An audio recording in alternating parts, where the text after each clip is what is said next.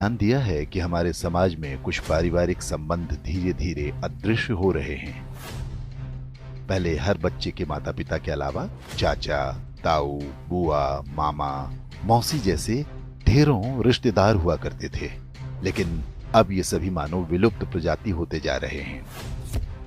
भारतीय परिवारों में रक्त के कुल 5 रिश्ते समाप्त होने की कगार पर हैं। 1-2 पीढ़ी बाद संभवतः ये सभी संग्रहालय में सजा दिए जाएंगे। केवल अंकल और आंटी बचेंगे। इसे इस तरह समझा जा सकता है, यदि किसी दंपत्ति के 2 पुत्र और 2 पुत्री हैं, तो उनके सभी 5 रिश्ते यानी ताऊ, चाचा, बुआ, मामा और मौसी होंगे। यदि 2 पुत्र हैं लेकिन पुत्री एक ही है, तो उनकी जो संतानें होंगी उनकी कोई मौसी नहीं होंगी।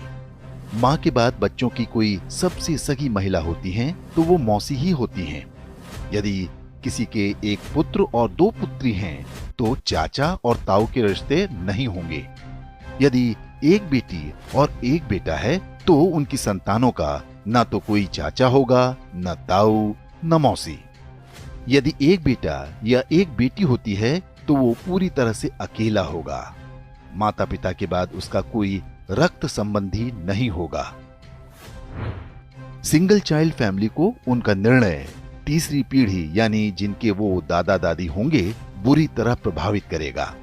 उनका पौत्र या प्रपौत्र इस संसार में अकेला होगा। उसे अपने रक्त के रिश्ते की आवश्यकता होगी, तो इस पूरे ब्रह्मांड में उसका अपना कोई नहीं होगा।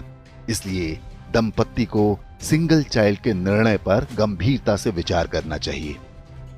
ये न केवल हमारे बच्चों को एकाकी जीवन जीने को विवश करेगा, बल्कि हमारी हिंदू परिवार व्यवस्था को भी नष्ट कर देगा। पश्चिमी देशों में सिंगल चाइल्ड पॉलिसी भारत से पहले आरंभ हो गई थी। वहां पर इसके भयावह परिणाम सामने आने लगे हैं। ब्रिटिश विद्वान डेविड सेलबॉर्न ने एक पुस्तक लिखी है जिसका नाम है द लूजिंग बैटल विद इस्लाम। इसमें बताया गया है कि पश्चिमी समाज पर इस्लाम का अधिकार होता जा रहा है और इसका सबसे बड़ा कारण एक शक्तिशाली परिवार व्यवस्था का अभाव है। यूरोपीय देशों में परिवार नाम की संस्था लगभग समाप्त हो चुकी है। लोग विवाह करना पसंद नहीं करते। समलैंगिकता, अवैध संबंध, लिव इन रिलेशन जैसी कुरीतियां सामान्य बात हैं। उन समाजों में ऐसे बच्चों की संख्या बढ़ती जा रही है जिन्हें नहीं पता होता कि उनके पिता कौन हैं।